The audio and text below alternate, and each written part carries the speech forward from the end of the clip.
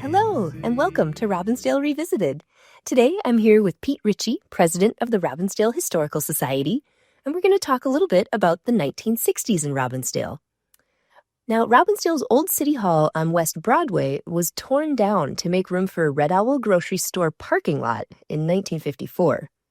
Municipal offices had been moved into temporary quarters in the police and fire building on Hubbard Avenue the previous year.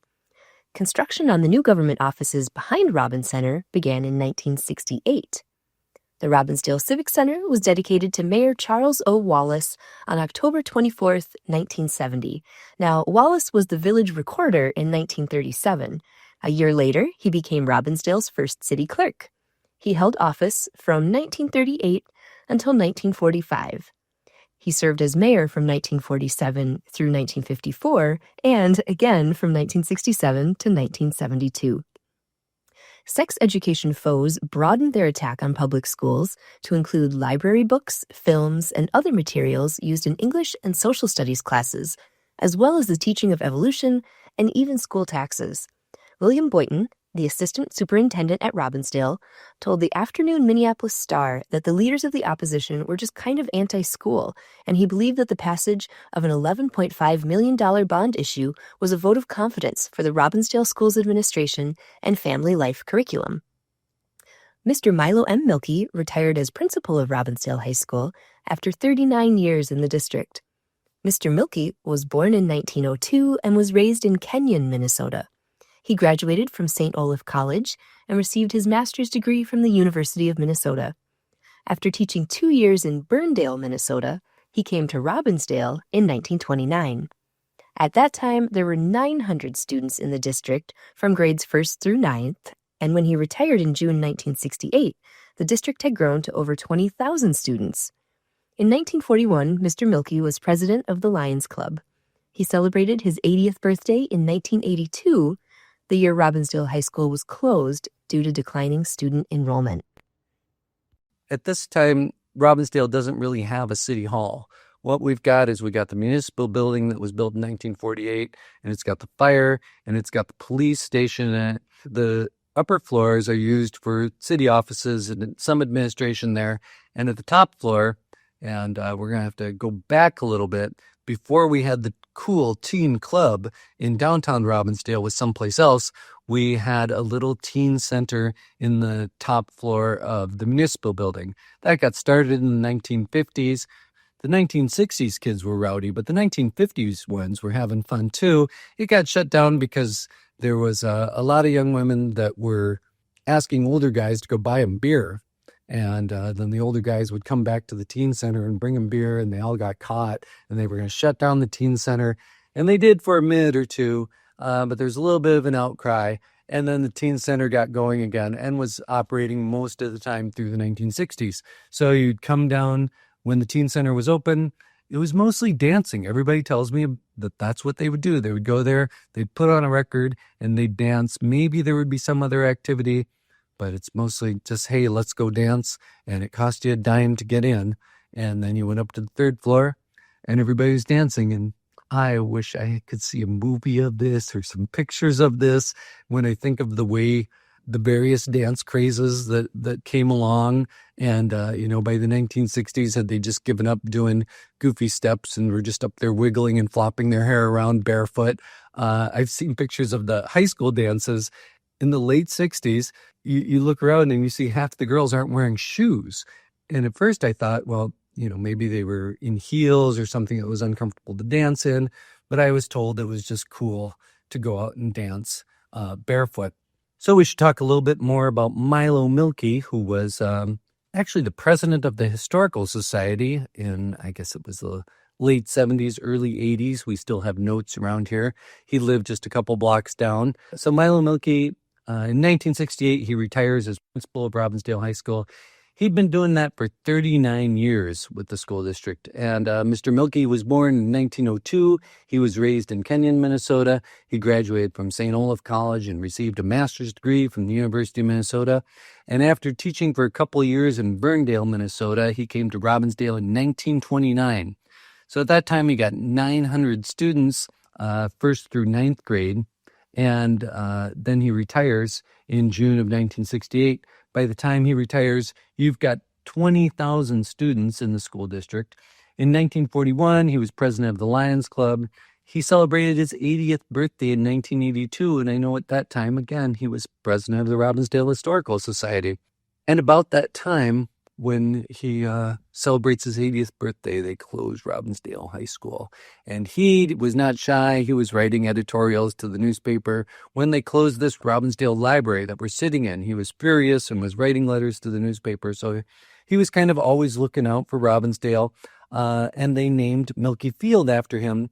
But of course, Mielke Field is in Crystal. So Robbinsdale is looking at itself, and at this point, even in 1968, 1969, 1970, Robbinsdale feels like it's not as new or as slick or as rich or as beautiful as New Hope and Golden Valley. I don't know. We always felt like we were on par with Crystal, but for some reason, we were jealous of New Hope and Golden Valley. Golden Valley had nicer homes. It had newer homes. It had these rolling hills and beautiful trees, and it wasn't quite as filled in as Robbinsdale. It felt like it had more open spaces. When I was growing up, the houses that were in my neighborhood were built between 1920 and up into the mid-1940s. And we would go over to Golden Valley where Noble Elementary was, and we would go through these neighborhoods that were newer. There was what we thought was sort of a little exclusive area called Heathbrook that was down there by Sweeney Lake, and it had streets that didn't go anywhere that curved around, and you kind of lost the grid as you went over there by Noble School, and the houses just seemed nicer. The people had more money. They had better furniture. I don't think I was alone in that. I think everybody kind of felt like, well, we're not over on the nice part of town. We're just over here in Robbinsdale, and we're a little bit older. But we were feisty about it. We loved our Robbinsdale, but we knew that we weren't quite as slick or as new as some of the surrounding suburbs. This eventually finds its way into our local government, and Robbinsdale decides that they really need an economic redevelopment authority. There was a charter commission, and the city attorney, Peter Rufinock, he made a 52-page city charter that would conform more with other model charters. One difference in the charter commission was that it staggered elections.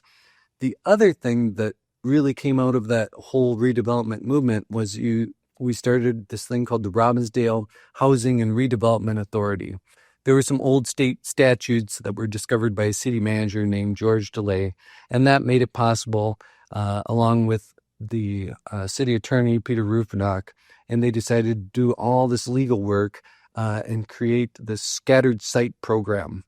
And what they did was they took little old houses. Sometimes we used to call them alley houses. There would be a house that was built on the back of the lot, closer to the alley, and it would be smaller. Maybe it would just be one bedroom.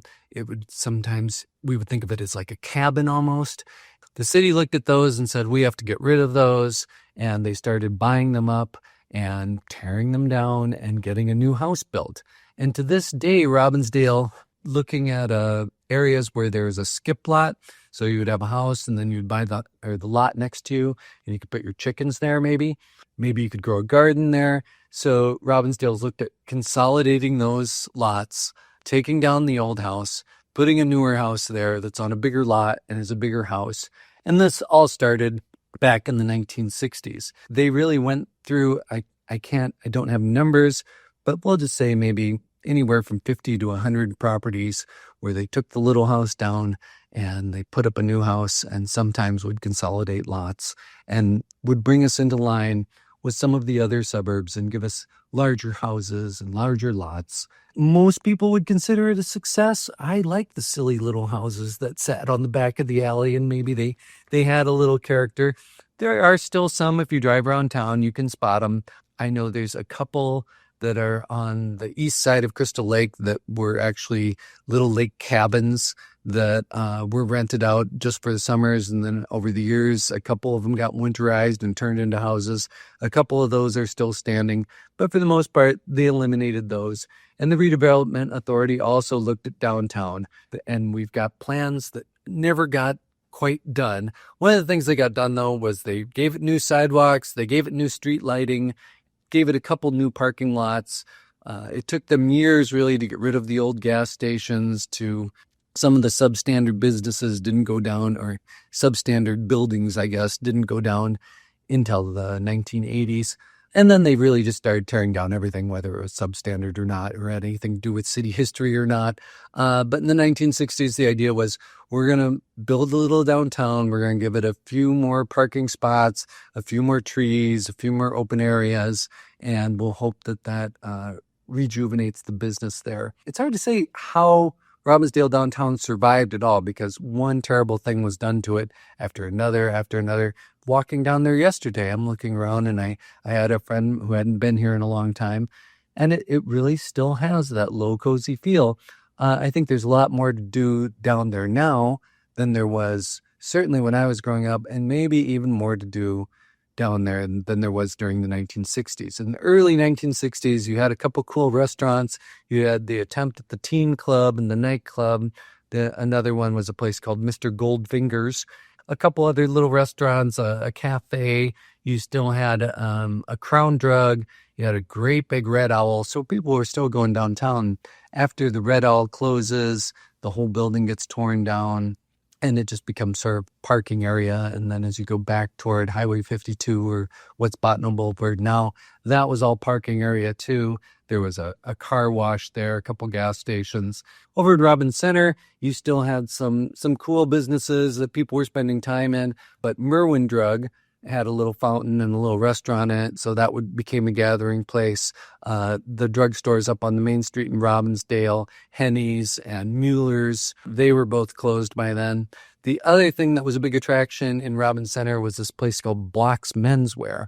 And one of the fun things that Blocks did is they always advertised in the Robbinsdale, the high school newspaper, and they would use high school kids as models. So it would be, Sharon shops at Blocks for Jim, and there would be Sharon and Jim in their sweaters. And they would also use the local rock bands. So the Underbeats shop at Blocks, and they would feature each guy in the band, or the guy from the Castaways, and he would be in the ad. It looked like, at least from their advertising and the few people I know who can still remember this was the place to be. This was the place where you'd go buy your clothes.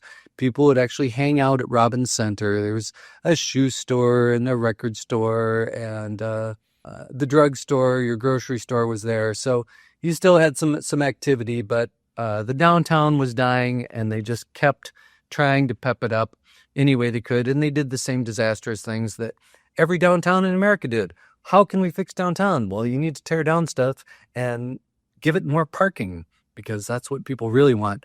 At one point they did, not because they missed the trolleys or the streetcars or didn't think they had enough public transportation, but they thought it was a cute idea. They ran a tiny little bus, sort of a short bus, from down there where Ward's and the Terrace Theater were up to downtown Robbinsdale, and it would just make a couple runs back and forth.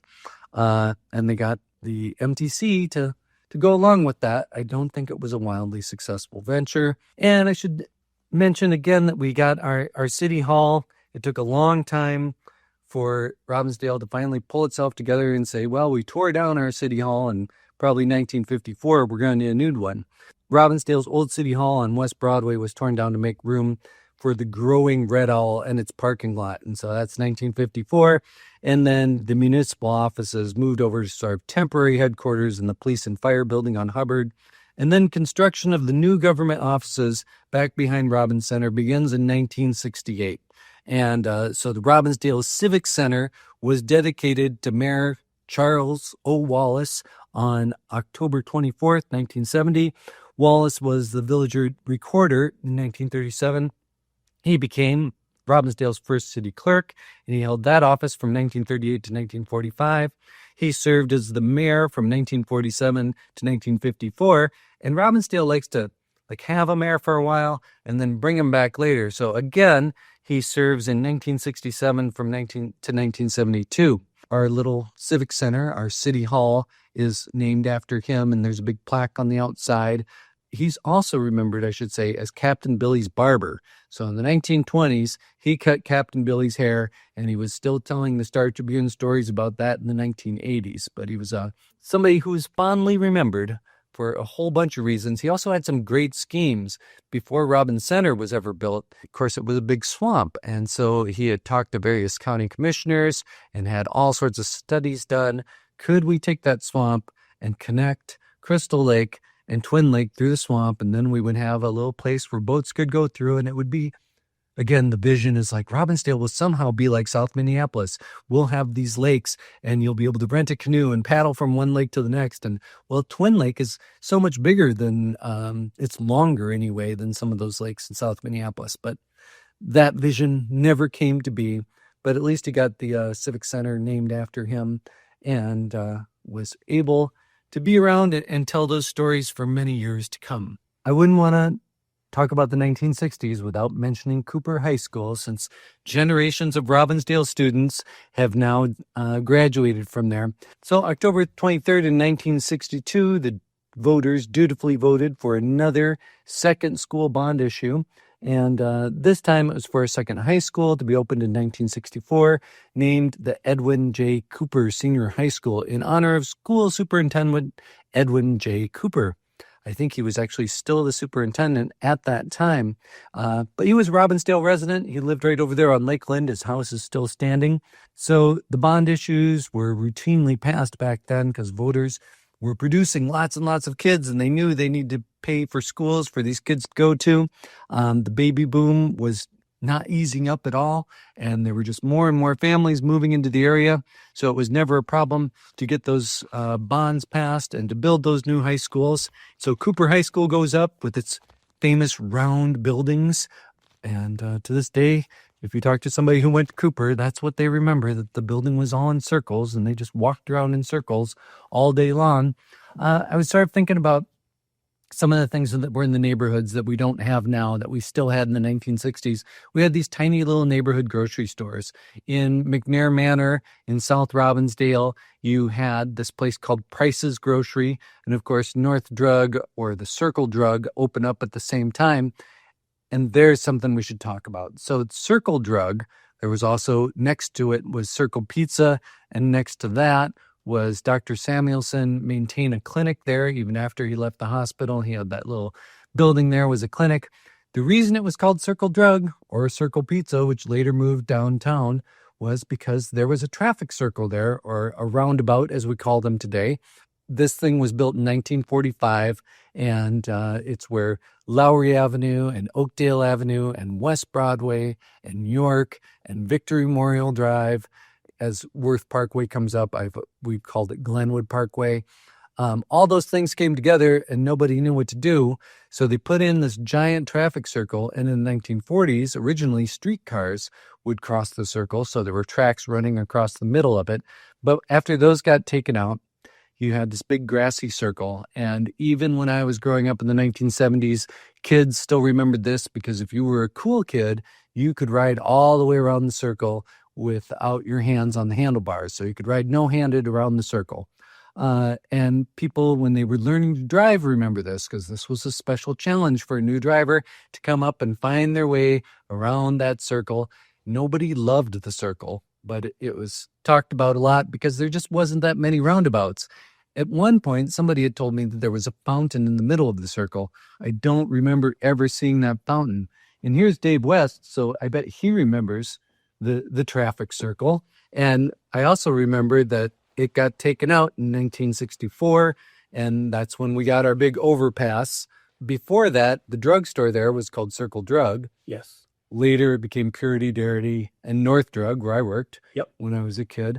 But do you remember, were you old enough to drive around the circle? I was not old enough to drive around the circle, but I remember riding with my mom on the city bus, going from Robbinsdale to downtown. Yeah, and you'd come to the circle and she knew what to do.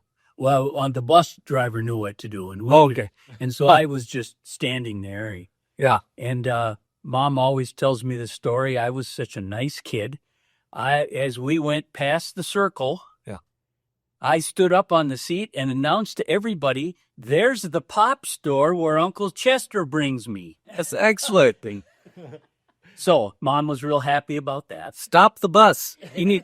There's Uncle Chester. We're gonna stop at the pop store. It's funny. Okay. Well, Dave, can we drag you into this? You want to plop down? So we've mostly just been talking about the 1960s. I was just talking about the little grocery stores that were in the area. Circle Drug is the one I remember. And then there was Olson's over on Yates Street. There was Price's down in my neighborhood. There was an Easy Shop. And I was told that was actually some sort of car parts place before it came the Easy Shop. Do you remember a little store in your neighborhood? Actually, Mom tells me there was a little store on the corner of France and Oakland, because she got off the streetcar at France and Oakland, and there was a store there. And of course, there was another one on 36th in France, little store. That's right. Yeah, I remember that one was still in business until probably the 90s. Yes, yeah, for a long time. Yeah. In my personal neighborhood, there was just the store that Dave Cresso worked at on 42nd and Adair. I remember that. Yeah.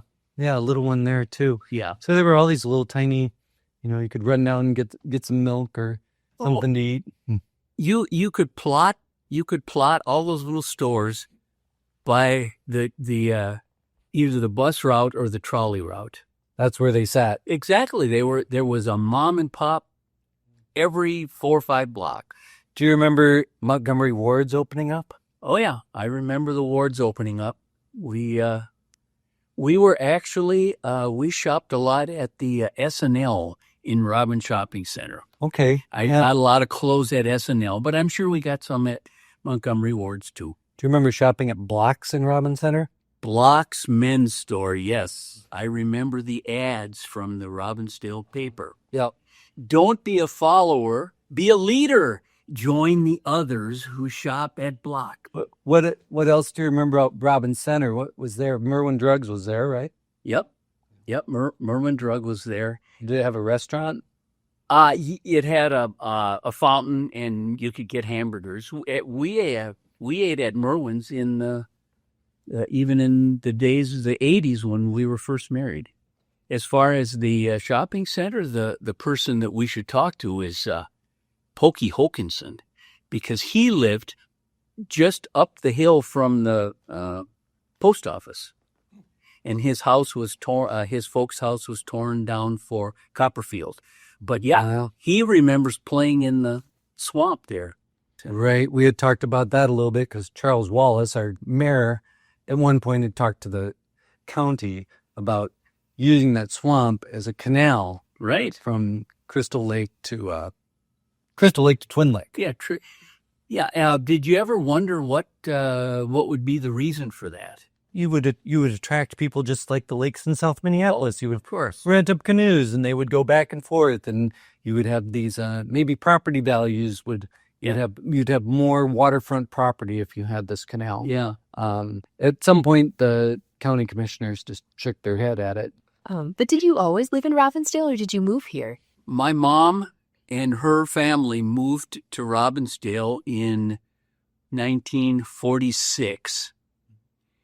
And when my mom and dad first got married in 1950, we lived with my grandma in that house. Yes, I've always lived in the area.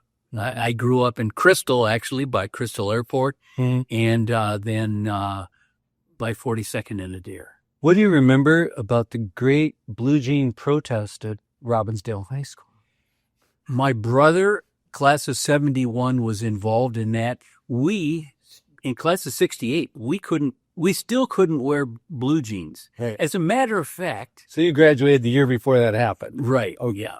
Yeah. So I don't remember that. But there were all sorts of those draconian laws about what you could wear and what you couldn't wear. Yeah. And I remember the one that struck me is I forgot to wear a belt one day, and you had to have a belt if you had belt loops. So I went in the bathroom and I cut the belt loops off my pants rather than wear a Boy Scout belt, which is what the principal would make you wear. That is a great workaround. Worked for me. I don't know how my mom felt about that, but You wouldn't want to wear a Boy Scout belt. That would be embarrassing. oh, yes, really embarrassing. What about, did you ever go to someplace else? I never did. Yeah. really shy. It was probably shy because of wearing a Boy Scout belt. But no, I never. I do remember walking with a friend of mine past someplace else, and a couple of guys jumped out of a car and tried to beat us up. So yeah, the place didn't have a great reputation, which No, probably helped it get closed down at some point. But probably. people love talking about it, though, I've noticed. Yep. So over there by Robbinsdale High School, you had the Clock Drive-In. Yep. And you had the Robin's Nest A&W. Yes. Yep. What do you remember about those places, and what are some places where would you go after school to hang out if you weren't going home? The only place I remember hanging out is the Robin's Nest after games, and then after sports and things like football games. One of the kids in our group, his father owned Taco Town on Osseo Road. I'm still in business in the 70s and 80s. When I was coming up. And so we would go to Taco Town. Yeah.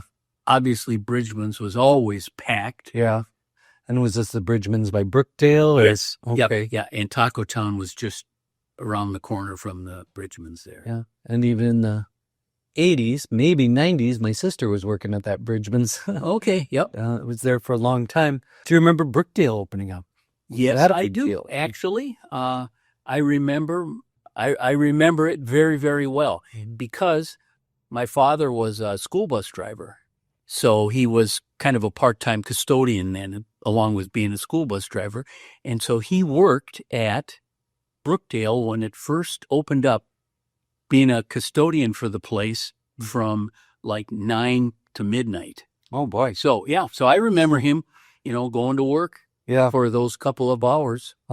And the only story I remember about that was the janitors or the custodians were able to clean the fountain out of money every night and split it up. So that was a tip. That was it. That was their tip. I always thought it went to a charity or something. I don't think so. Did you guys hang out? Was Twin Lake a good place to swim still? I was not a swimmer. No, okay. Twin Lake was not a good place. Mom remembers a little bit about Twin Lake, but even in the late 40s, it really wasn't a good place to swim. Yeah. Did you work somewhere in Robbinsdale? The only place that I worked, I didn't work in high school, but the only place I worked was Thriftway in Crystal. Oh, okay. I was the only Robbinsdale kid out of all the Cooper kids who were bag boys. Okay. How about the Terrace Theater? I do remember the Terrace Theater. I remember going to. We weren't big movie people, but yeah, I remember going to Saturday matinees, and occasionally my folks would schlep us off to see something like one of the Cary Grant comedies that were pretty clean for kids to watch. Would they just drop you off? Yep, just drop us off. Yeah. With enough money to go in and go in and get some popcorn, and that was about it. And all I remember is it was always packed with kids doing something, running around. Nobody wanted to watch the movie. They all ran around. What was the most trouble you could get into as a teenager in Robbinsdale? Oh boy, I was as I am today. Oh, you were so well behaved. Squeaky clean. Yeah, squeaky clean. Yeah. The only trouble I ever got into was getting beat up outside of someplace else. Really? And you didn't have it coming. No. It had something to do with one of the guys in the group. He was wearing something stupid that they didn't like. And how big a class did you graduate with? I think there were about 850 kids in our class. Well, out of those kids, I remember the 6 or 8 kids who sat around me in homeroom. So anybody with a V or a W name, right? That's who I remember. And then, of course, did you guys come over to the library here? I came over to the library when we lived on 42nd around 42nd and there, so I could walk. I just remember 42nd was 2-lane with no real curbs and stuff, but there was a sidewalk. I know we could walk on the sidewalk. I didn't like to walk on the main street, so I would walk down, down the side and then just cross Highway 100 at 42nd. Yeah. Yeah. So in that neighborhood, I think of a lot of the houses being built in the 20s or being a little bit older. Do you remember things filling in more in the 60s? Were they still building? Our house on Adair was built in 1965, and we built right next to a guy whose house was built, maybe in the teens or 20s, and we were built on his garden. So you were built on the skip lot. Yes, and his house was still there for about the first year, and then he and his wife passed, and he moved, and then they built another one next to us in '66. But yeah, I remember his house. He even had an outhouse. So they took down his house. They took down his house, but not until the next year after we moved in. Mm-hmm. When did you get your driver's license? A couple of weeks after I turned 16. Yeah. We all did in those days. You got your permit as soon as you could. And Did you have driver's ed at the high school? Yes, I did in a 67, a blue 67 Ford. So you got your license, and maybe you get to go borrow the car for the first time. Where do you want to go? The first big thing I remember was that I took it was the senior prom. I can't remember where we held the prom. Not at the high school? I don't remember much about it. It was pretty traumatic. I was in a haze. I was so scared. But I do remember that Peggy and I ate at Northeast, the big Jack's? Jack's. We ate at That's fancy. JAX. Oh yeah. I was so nervous I couldn't eat anything, but we ate there. What'd you wear? I had a white tux, white sport coat tux. Yeah. As a matter of fact, I still have the picture. Thanks for listening. I'm Crystal Boyd. Robbinsdale Revisited is brought to you by the Robbinsdale Historical Society. Our little history museum is located at 4915 42nd Avenue North in the heart of Robbinsdale. We're open Fridays and Saturdays from 10 to 3. You can also visit us online at robbinsdale.org. You found this episode, so you know where to find the next one. Bicycle into the city every Saturday to see our friends. The bus back home, sitting hand in hand when the evening ends. Oh, when the evening ends. Oh, when the evening ends in Robbinsdale.